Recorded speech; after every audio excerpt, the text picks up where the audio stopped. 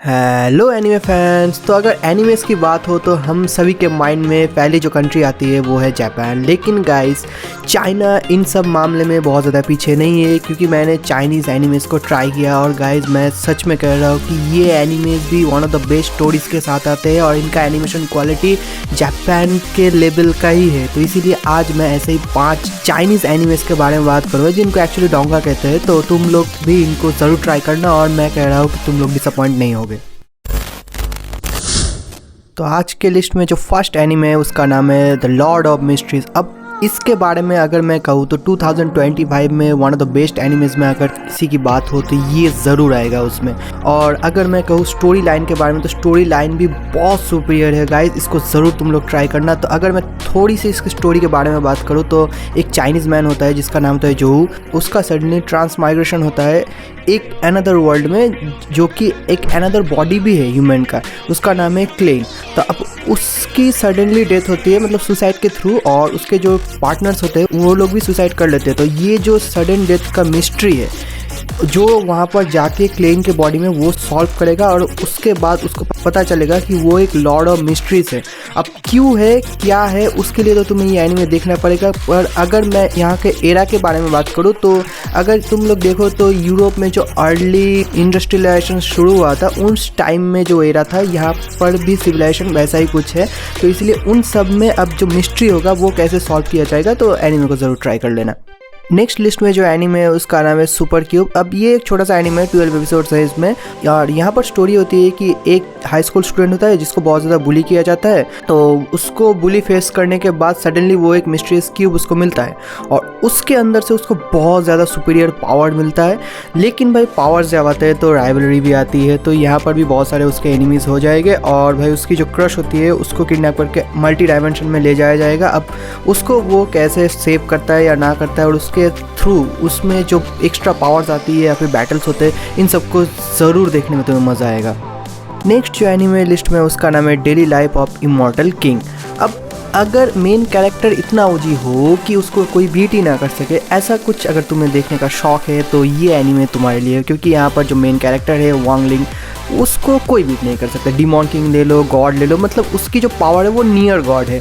तो इसीलिए उसका जब सडनली यहाँ पर बर्थ होता है तो उसके बाद उसके फादर और मदर देखते हैं कि उसमें बहुत ज़्यादा पावर्स है, इसीलिए उस पावर को वो लोग सील कर देते हैं। और अगर मैं उसके पावर्स के बारे में थोड़ा सा बात करूँ तो क्योंकि यहाँ पर एक सीन होता है जहाँ पर उसकी जो गर्लफ्रेंड या फिर क्रश होती है सोंग रांग, उसको किसी ने मतलब उसको असैसिन कर दिया जाता है। तो उसके बाद ये एक नया वर्ल्ड ही क्रिएट करने लग जाता है और इस वर्ल्ड को पूरी तरह से वो डिस्ट्रॉय कर देता है। तो इसीलिए अब जब गॉड्स होते हैं तो वो लोग चाहते हैं कि ये वर्ल्ड को डिस्ट्रॉय ना कर, सॉन्ग रॉन्ग की जो सोल है उसको रिटर्न कर दिया जाता है। तो इसीलिए आप समझ सकते हो कि ये कितना ज़्यादा ओपी एनीमे है। तो इसको भी एक बार ट्राई तो कर ही सकते हो। इसमें बहुत ज़्यादा एपिसोड्स है और इसका जो सीज़न 5 है वो भी आ चुका है। और सीज़न 5 में भाई उसके सिस्टर को, मतलब कैरेक्टर के सिस्टर को लाना पड़ा क्योंकि कोई इसको बीट नहीं कर सकता है। तो ज़रूर ट्राई कर लेना इसको।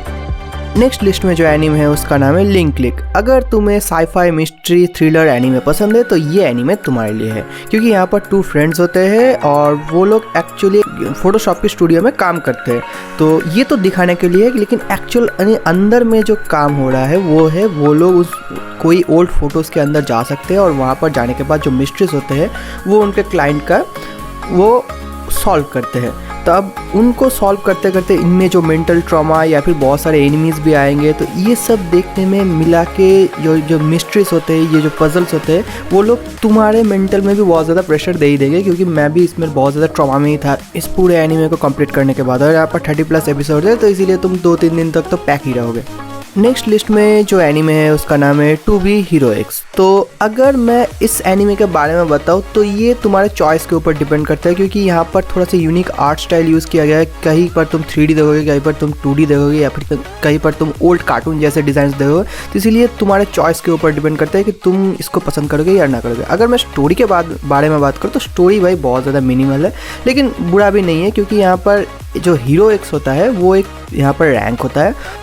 तो अब यहाँ पर सभी के पास हीरो पावर होते हैं और हीरो पावर्स के लिए तुम्हें पीपल का जो ट्रस्ट होता है वो गेन करना पड़ता है। तो इसलिए हमारे जो मेन कैरेक्टर्स, यहाँ पर बहुत सारे कैरेक्टर्स आएंगे इसमें, क्योंकि बहुत सारे पार्ट्स में ही ये स्टोरी। तो यहाँ पर नाइस, लिंग लिंग या फिर ऐसे बहुत सारे कैरेक्टर्स आएंगे, जिनमें से जैसे कि अगर मैं नाइस के बारे में बात करूँ तो वो एक एक्चुअल हीरो है जिसमें कोई फ्लॉ ही नहीं है। लिंग लिंग होगा जो कि एक्चुअली उसका जो प्लेस होगा वो लेगा, तो उसके बाद वो जो मिस्ट्रीज है उसको सॉल्व करेगा। यहाँ पर बहुत सारे फाइट सीन भी है, तो इसको ट्राई तो ज़रूर कर सकते हो तुम लोग। नेक्स्ट एक बोनस एनिमे है जिसका नाम है स्पेयर मी ग्रेट लॉर्ड। अब ये 2 सीजन्स में आता है, 12 एपिसोड्स है, तो इसको भी तुम लोग ट्राई कर सकते हो। अब यहाँ पर मैं स्टोरी के बारे में थोड़ा सा बात करूँ तो यहाँ पर हमारा जो मेन कैरेक्टर होता है जिसका नाम है लूशू, मेरा प्रोनाउंसिएशन शायद ठीक नहीं है, उसको सडनली पता चलता है कि वो एक मेटा ह्यूमन है और वो काइंड ऑफ एक ऑर्फन है यहाँ पर। तो इसलिए अब वो चाहता है कि वो एक नॉर्मल अपनी सीधी सादी ज़िंदगी को एंजॉय करे और उसकी जो सिस्टर है उसके साथ। लेकिन उसके सिस्टर में भी पावर्स आते हैं। अब आने के बाद भाई वो लोग जो सोसाइटी है, सोसाइटी के अंडर आ जाते हैं और सोसाइटी के लोग नहीं चाहते कि वो लोग शांति से ज़िंदगी अपना स्पेंड करें, इसीलिए वहाँ उसके ऊपर बहुत ज़्यादा प्रेशर, बहुत ज़्यादा फाइट ये सब आना स्टार्ट हो जाएगा। अब उसको उसके सिस्टर को प्रोटेक्ट करना पड़ेगा। इन सब के बीच में वो ग्रेट डिमॉन भी बन जाता है। अब इसके आगे तो स्टोरी तुम लोग खुद ही देख लेना। और ट्रस्ट मी गाइस, इसमें animation quality one of the best है, तो इसलिए तुम लोग डिसअपॉइंट तो नहीं होगे। तो और अगर अब तक तुम लोग वीडियो देख रहे हो तो वीडियो को एक लाइक एंड शेयर ज़रूर कर देना। Bye guys.